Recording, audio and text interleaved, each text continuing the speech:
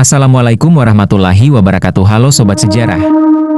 Selamat datang di Histori Sejarah 45. Di video kali ini, kita akan bedah salah satu babak paling kelam sekaligus paling penting dalam sejarah.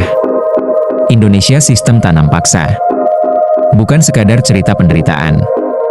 Tapi kita akan kupas tuntas bagaimana sistem ini menyelamatkan Belanda dari kebangkrutan, tapi di saat yang sama memiskinkan jutaan rakyat Jawa, dan yang paling penting, warisan apa yang masih kita rasakan sampai hari ini? Simak penjelasannya sampai habis karena memahami akar masalah ini adalah kunci untuk membaca kondisi Indonesia yang kita hadapi hari ini.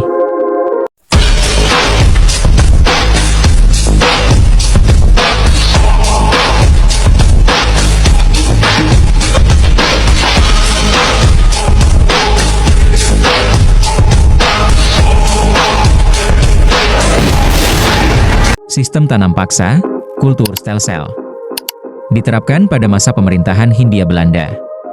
Tepatnya dimulai pada tahun 1830 dan secara resmi dihapuskan pada tahun 1870. Tahun pelaksanaan 1830-1870. Berlangsung selama 40 tahun.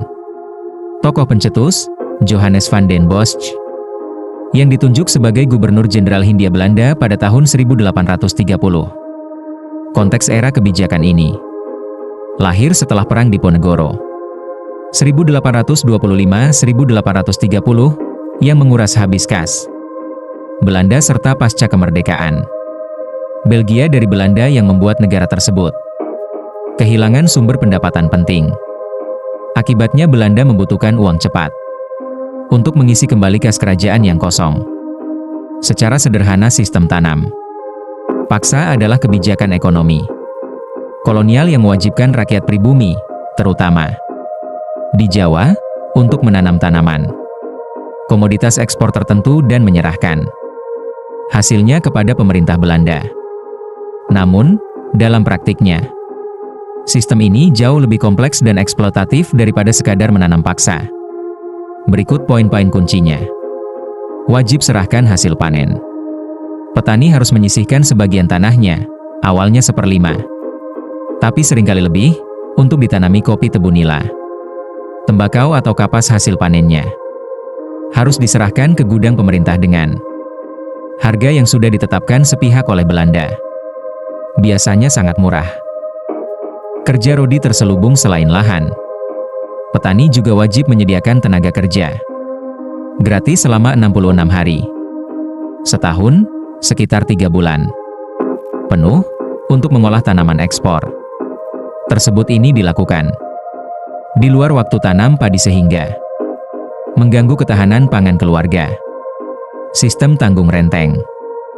Jika satu desa gagal memenuhi target produksi, seluruh desa akan dihukum atau dipaksa bekerja lebih keras. Ini memecah solidaritas warga dan menciptakan tekanan sosial internal. Kultur procenten, komisi budaya. Ini adalah aspek paling koruptif. Pejabat lokal, baik Belanda maupun pribumi, mendapat bonus persentase dari hasil panen ekspor yang melebihi target. Semakin banyak rakyat diperas, semakin kaya pejabatnya. Korupsi menjadi bagian resmi dari sistem ini.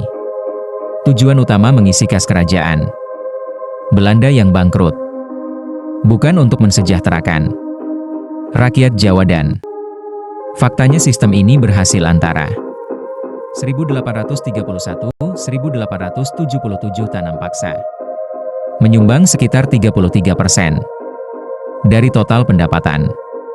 Anggaran Belanda bahkan pernah mencapai 50% pada periode tertentu. 3. Mekanisme teknis bagaimana eksploitasi itu bekerja. Desa sebagai unit kolektif, village system. Belanda tidak berurusan dengan individu petan, melainkan dengan kepala desa. Kepala desa diberi target kuota produksi oleh residen Belanda. Jika target tidak tercapai, kepala desa yang bertanggung jawab. Ini memaksa kepala desa untuk menekan warganya sendiri. Akibatnya, konflik bukan lagi antara rakyat versus Belanda, tapi seringkali menjadi rakyat versus pemimpin lokal mereka. monopoli pengolahan dan distribusi. Petani tidak boleh menjual hasil panen ke pihak lain, semua harus diserahkan ke gudang pemerintah, leverantie. Harga beli ditentukan sepihak oleh Belanda dan jauh di bawah harga pasar dunia, sementara itu Belanda menjualnya di Eropa dengan harga tinggi, selisih keuntungan. Inilah yang disebut batik slot. Keuntungan bersih yang masuk ke kas Belanda. Infrastruktur paksa. Selain menanam, rakyat juga dipaksa membangun infrastruktur pendukung seperti jalan raya, jembatan, dan irigasi untuk mengangkut hasil bumi tersebut. Kerja ini juga tanpa upah layak dan sering menyebabkan korban jiwa akibat kelelahan dan penyakit. 4. Dampak spesifik lebih dari sekadar miskin. Krisis pangan, kelaparan struktural.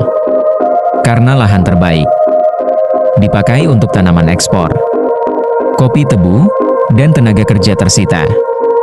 Produksi pangan, padi, menurun drastis. Ketika terjadi gagal panen padi karena hama atau cuaca, tidak ada cadangan makanan.